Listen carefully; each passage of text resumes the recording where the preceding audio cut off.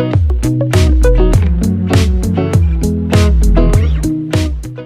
guys, what's up? Welcome back to the channel. So in today's video, we're going to be discussing 10 different ways that you can train yourself to become more self-disciplined. So this is going to be a super informative video. I put a lot of thought into this. Self-discipline is what's going to help you have longevity in whatever you're doing. It's all mental and it's all perspective. This can relate to virtually anything. In this case, I'm primarily going to be talking about health and fitness.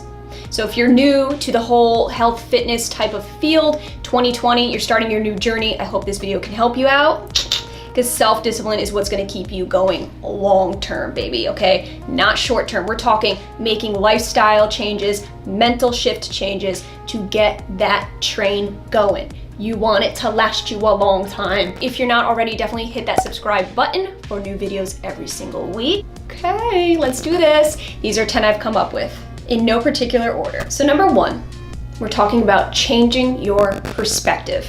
I can't versus I don't. So an example would be, say you're at a friend's house and they offer you cake or pastries or something like that.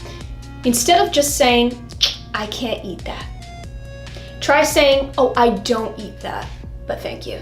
When you word things differently, you're actually telling yourself and giving yourself credit for believing in not eating that particular food item. When saying things like, I can't eat that, it's actually telling yourself, I can't, I'm punishing myself. I'm not allowed to. That's not true here, okay? You're making the conscious decision to better your life, so I don't eat that. By saying I don't, you're owning that decision, okay? You're confident in that decision and you know yourself. You know what you're doing. Be confident in this. This is your journey in your life. So you don't eat these things.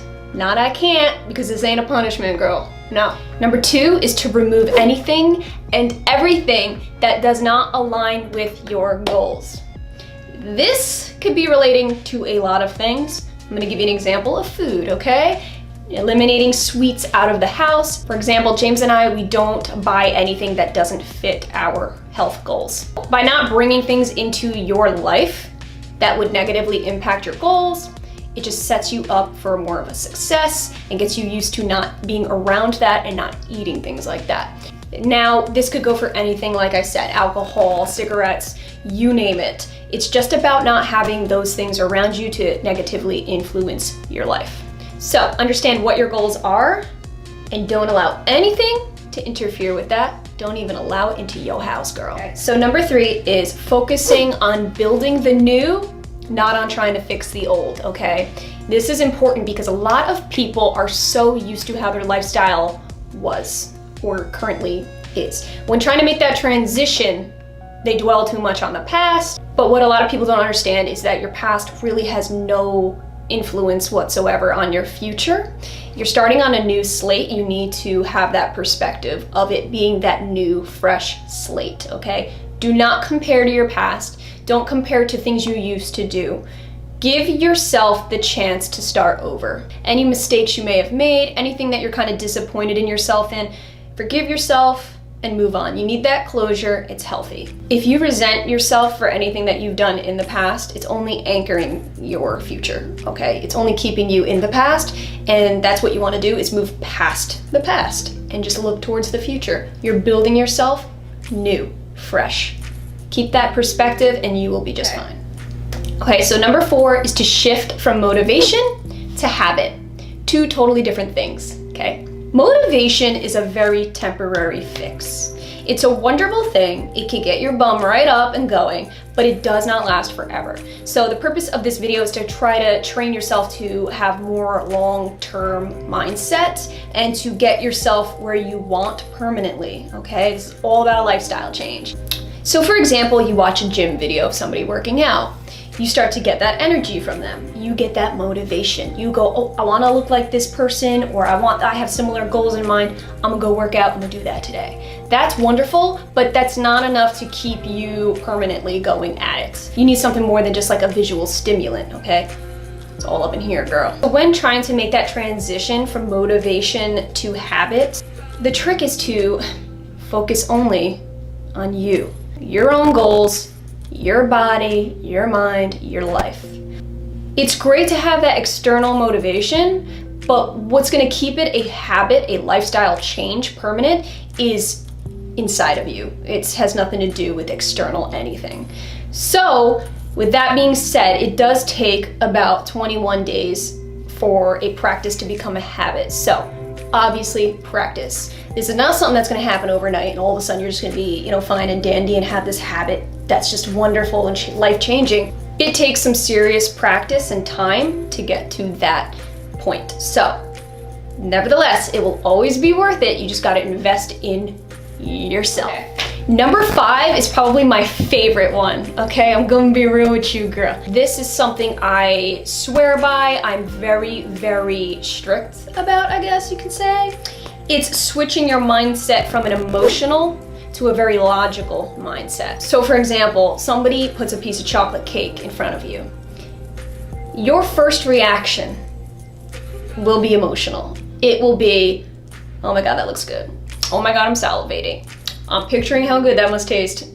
That's all emotional. You're just going based off of your initial emotion. What's gonna get you past that binge, that whole giving in to those kinds of things, is gonna be your logical taking over. That's what you gotta train your brain to do, is think logically, which means looking at that piece of cake and saying, okay, well that does look good, but how will it make me feel? What will it do to my body?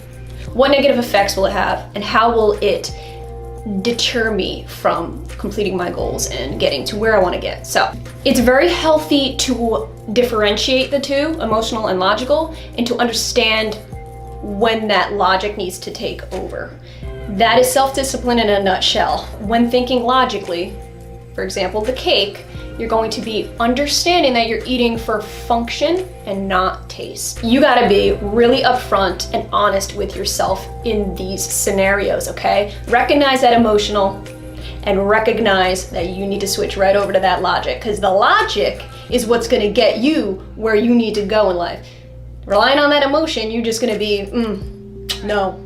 So guys, this leads me to point number 6. By saying no to that piece of cake, it is not deprivation. So do not get it twisted. Do not think you're depriving yourself. If you think that in your head that you are depriving yourself, you are going to end up giving in almost every single time, because there will not be any end in sight. So you're not depriving yourself. Believe me, deprivation is only when you're not eating at all. That's starving yourself. That's depriving your body. So if anything, you're actually depriving yourself by eating the cake, because you're depriving yourself from nutrients that you could be getting in better foods. So number 7 is to challenge yourself throughout the week, intensely. So adding in intense challenges, whether it be nutritional or exercise. So for example, eating super clean a couple days out of the week, like super strictly, or exercising intensely those few days. This is what's going to help mix up your routine enough to keep it from becoming monotonous and boring. Whether we like to admit it or not, humans are designed for challenge. We actually thrive on challenge. Keeping that incorporated into your routine will not only help you continue going in that direction, and it's going to make your everyday routine seem a lot easier, okay? When starting any routine, you might think it's intense, especially if you're not used to it. But adding in these super intense days, these high intensity days, will make the rest of your week, your normal, healthy maintenance, not seem like such a burden. In other words, you will kind of adapt to it a lot better. What used to be a heavy-duty challenge to you will become your new norm, okay? It's gonna gradually go like a chart, like you're eventually going to get to that level where something that used to be so difficult is now your norm. Okay, so tip number 8 is to not call it a diet. No such thing. I mean, there is, but it's just like quick fixes that never last. So instead of calling it a diet, just simply call it your nutritional standards. That's what I refer to it as. A diet is something that has an end line, okay? That eventually will come to an end. You don't want that. You want this to be an ongoing, permanent lifestyle change. I know that people overuse that term diet, and it's almost like the norm. It's just what we as a culture have evolved into just constantly saying. But don't be afraid to just stand outside of that, outside of the average, the norm. It's okay, you should be proud of being able to say this. You diet when there's events coming up, okay? You diet for a wedding or a vacation, just temporary little fixes. But what happens when those days are over? Nutritional standards are a guideline, a permanent guideline that you must meet every single day in your life. That's what makes it a standard, okay? Keeping that standard in mind as something that defines you in your lifestyle is what's gonna keep you believing in it, and it's what's gonna keep you from falling off, okay? This is all about permanent. Okay, number 9 is to think long-term versus short-term. So do not get it twisted. You should be thinking both, okay? You should have short-term goals, absolutely, because that's what's going to help you right here, right now, every day to slowly get to those long-term goals. Long-term meaning things like how you see yourself as you age, all right? Thinking long-term in that sense. Not thinking about how long it's gonna take you to drop X amount of weight. Get that out of your head. Don't think like that, all right? That's gonna discourage you. Think long-term as in 5-10 years from now, I will potentially be seeing doctors less. I will be feeling 10 times better. Things like that. Yeah, that's a long-term investing idea. But having long-term just by itself isn't good either, because like I said before, it can get very discouraging. You have to have your short-term goals. View long-term as like a ladder and short-term being as the rungs in the ladder. You can't have one without the other. So for me, long-term would be things like not having to go see a doctor when I'm middle to late age, okay? Avoiding doctors, that's my long-term goal.